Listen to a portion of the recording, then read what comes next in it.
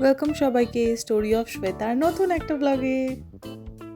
Hello, good morning সবাইকে। Happy new year 2024। সকলের খুব ভালো কাটুক, খুব আনন্দে কাটুক। 2024 সাল মেলানো মেশানো কেটেছে অনেকটাই। অনেক কিছু শেখা থেকেছে, অনেক বাধা থেকেছে, অনেক সমস্যা ছিল যেগুলো নিয়ে এগিয়ে যেতে পেরেছি।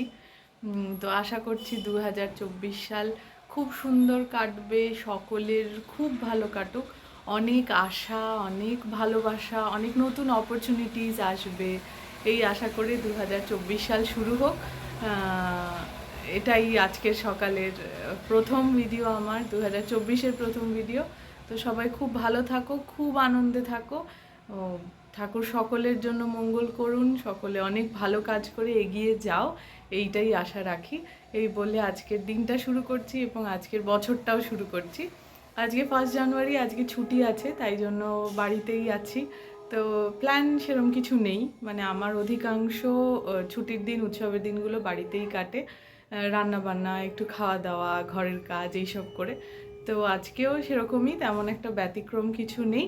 তো কি রান্না হয়, জলখাবারে কি খাই, ব্রেকফাস্টে কি হয়, এই লাঞ্চে কি হয়, এইগুলোই আজকে থাকবে। তো দেখা হচ্ছে, দেখতে থাকো।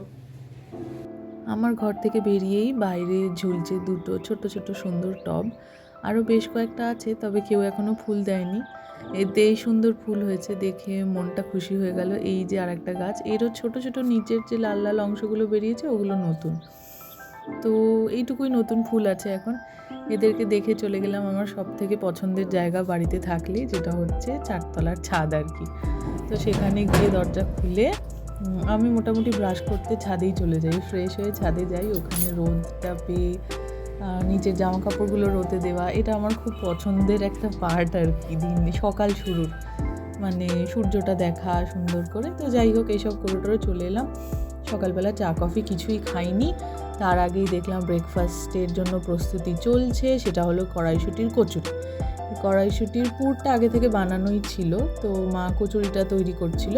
কিন্তু পুর বানাতে গিয়ে মা বলল যে না, পুরটা একটুখানি শক্ত হয়ে গেছে, মানে আগে বানানো ছিল, বেশি কষা হয়ে গেছে, ফলে একটু টাইট হয়ে গেছে, তাই মার একটু বানাতে অসুবিধা হচ্ছিল। যাই হোক, এসব করে মায়ের হাতের রান্না আলটিমেট মায়েরই হয়।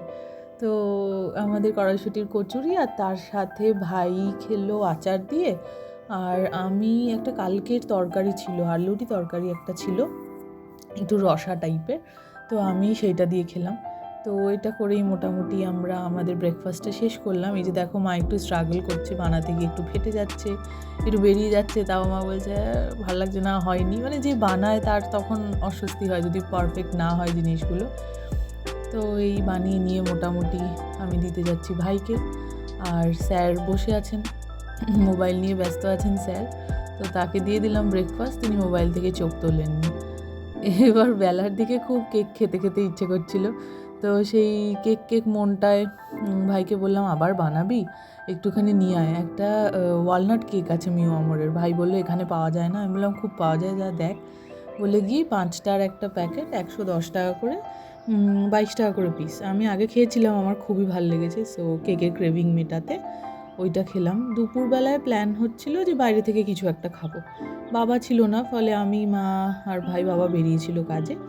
তখন ভাবলাম আবার বাইরে থেকে খাবো। ভাই কালকে পার্টি করেছে, মানে পার্টি বলতে সেই অর্থের পার্টি নয়, চিকেন পার্টি। সেই পার্টিটা কমই ছিল, চিকেনের আর কি। ওরা বন্ধুরা মিলে তন্দুরি বানিয়েছে, রেশমি কাবাব ফাবাব খেয়েছে।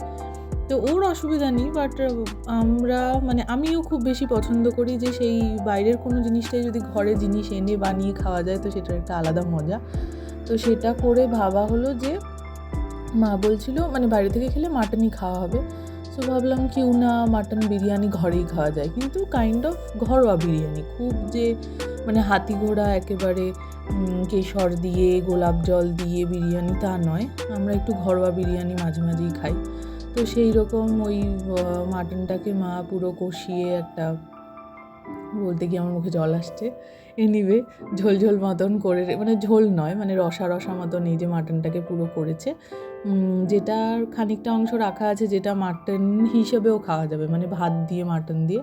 তো সেই রকম গ্রেভি দিয়ে আর রাইস দিয়ে এই যে দেখতে পাচ্ছ সুন্দর করে লেয়ারিং হচ্ছে।